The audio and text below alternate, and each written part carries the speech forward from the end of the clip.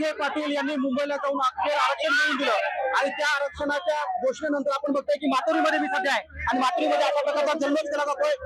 तर माथुरी गावामध्ये आज खऱ्या अर्थाने दिवाळी साजरी होते असं म्हटलं तर ते वावगं ठरणार नाही, कारण सकाळपासून ज्यावेळेस ही बातमी गावात पोहोचली तेव्हापासून डीजे वाजतोय, गावामध्ये लहान मुलापासून वयोवृद्धापर्यंत सगळे लोक या आनंद उत्सवामध्ये साजरे झालेत। काय नेमकं त्यांच्या भावना आहेत, काही नागरिकांच्या काय भावना आहे तुमच्या? आम्हाला नाही आनंद झाला, आमच्या अशा भावना आहेत का तुम्हाला सांगायसाठी आमच्या सगळ्या भावना संपूर्ण झाल्या का? आणि अजून बी मराठ्यांनी सगळे आश्वासन दिले तर की आमची इच्छा आमचे सगळे पूर्ण करावं। आम्ही 70 वर्ष झाले आमचे हाल होत होते, आमचा इतका आनंद झाला आम्हाला का आम्हाला आता आनंद मावाना नाचलात तुम्ही असं? नाचवत आम्ही नाचवत त्याच्यापेक्षा काय करायचं ना आम्हाला एवढा मोठा आनंद झाला, खूप आनंद झाला, आनंद झाला, खूप आनंद झाला।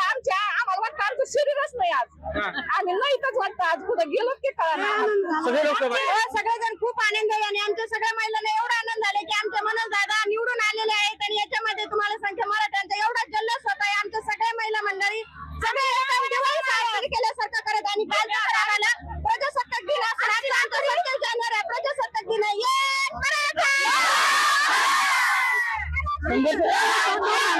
आमचं स्वप्न साकार झालं त्याच्यामुळे आम्ही अगदी आनंदी आहोत। झाली आमचं स्वप्न साकार झालं, या महिलांसोबत संघर्ष केला यासाठी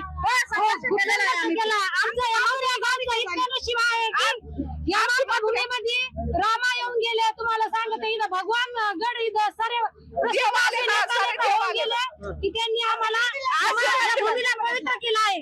सगळ्यांचा आशीर्वाद गावामध्ये अगदी लहान मुलापासून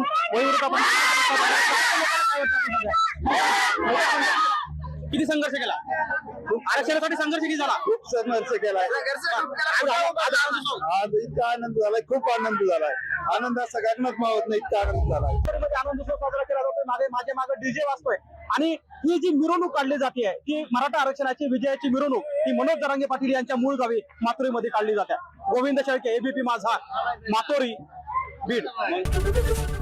एबीपी माझा, उघडा डोळे बघा नीट।